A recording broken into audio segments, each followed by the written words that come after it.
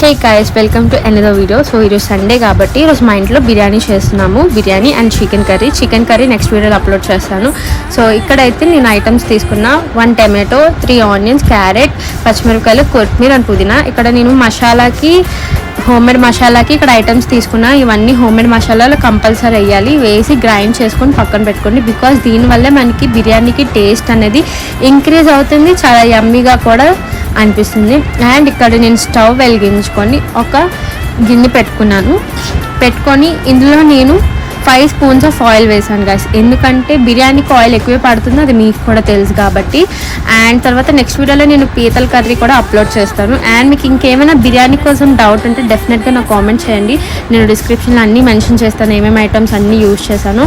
And తర్వాత ఇక్కడ నేను చూపిస్తున్న విధానంగా మీకు ఏమైనా డౌట్ అంటే మీరు లెక్క పెట్టుకోవచ్చు ఎన్ని స్పూన్స్ ఆయిల్ వేసానని. ఇక్కడ నేను చూపిస్తున్న విధానంగా మసాలా ఐటమ్స్ ఉంటాయి కదా బిర్యానీలోకి వేయడానికి. సో ఆయిల్ హీట్ ఎక్కినాక ఇవన్నీ అందులో వేసుకోండి. అంటే ఒకటి వేసుకున్నా పర్లేదు, ఒకేసారి వేసుకుంటామని ప్రాబ్లం ఏం లేదు. సో ఇక్కడ నేను చూపిస్తున్న విధానంగా వేసుకోండి. దీనివల్ల ఏంటంటే టేస్ట్ ఇంకా ఇంక్రీజ్ అవుతుంది, చాలా యమ్మీగా కూడా అనిపిస్తుంది. అండ్ ఇక్కడ నేను వచ్చేసి ఆనియన్స్ వేస్తున్నాను. అండ్ ఆనియన్స్, పచ్చిమిరపకాయలు 2 ఒకేసారి కలిపి వేసేసాను. అండ్ ఒకసారి ఫ్రై చేసుకోవాలి. ఫ్రై చేసుకున్న తర్వాత క్యారెట్ వేసుకోవాలి. అండ్ తర్వాత కాజు కూడా వేసుకోవాలి. కాజు వేసుకున్న తర్వాత ఒకసారి మళ్ళీ కలుపుకోండి.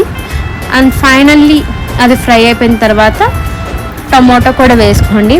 టమోటా వేసుకొని ఇంకోసారి కలుపుకున్న తర్వాత కడిగి పెట్టుకున్న కొత్తిమీర అందులో వేసుకొని ఇంకోసారి బాగా కలుపుకోండి. చూపిస్తున్న విధానంగా మీరు కలుపుకోండి.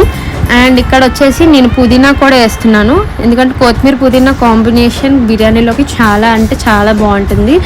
సో వేసుకొని ఒకసారి కలిపేసుకున్నాను. ఇక్కడ వచ్చి అల్లం వెల్లుల్లి పేస్ట్ 1 స్పూన్ వేస్తున్నాను. అందులోని వేసుకొని మరి ఇంకొకసారి కలుపుకోండి.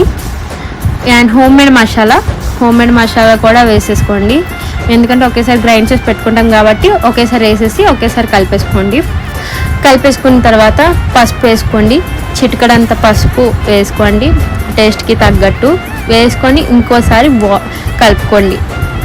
కలుపుకున్న తర్వాత అండ్ ఒక చిల్లీ పౌడర్ కూడా వేసుకోండి 1 స్పూన్. టేస్ట్కి తగ్గట్టు క్వాంటిటీ బట్టి వేసుకోండి, లేదు మేము ఎక్కువ కారం తిన్నా మీ ఇష్టమే. అండ్ ఇక్కడ వచ్చేసి బిర్యానీ మసాలా కూడా ఇందులో వేసుకోండి.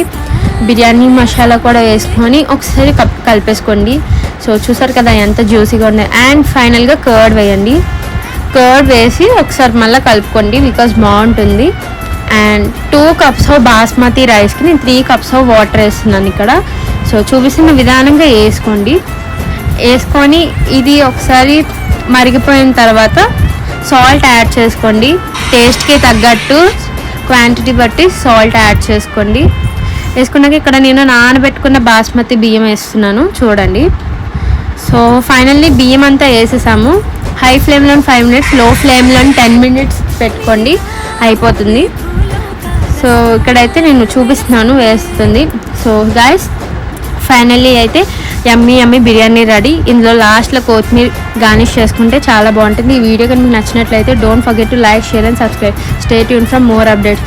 Love you all. Me friends and family members కూడా ఖచ్చితంగా షేర్ చేయండి, మాకు సపోర్ట్ చేయండి.